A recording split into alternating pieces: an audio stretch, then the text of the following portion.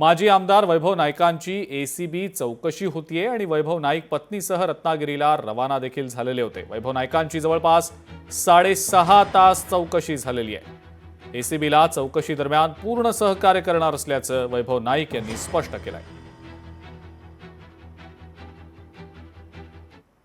माझ्या आणि माझ्या पत्नीला या आधी सुद्धा आम्ही दोनदा आलो होतो आणि पुन्हा 8 दिवसापूर्वी नोटीस पाठवून आजची तारीख दिली, त्या तारखेला सुद्धा आम्ही हजर राहिलो आणि त्यांना ज्या फॉर्मॅटमध्ये आम्हाला माहिती पाहिजे होती ती माहिती दिलेली आहे।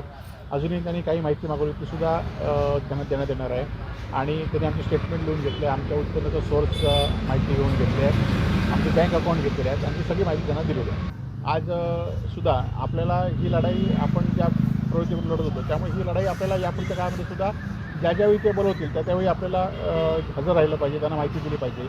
कोणा बरोबर आलं कोण नाही आलं तरी मला ही माझी लढाई सुरू ठेवली पाहिजे।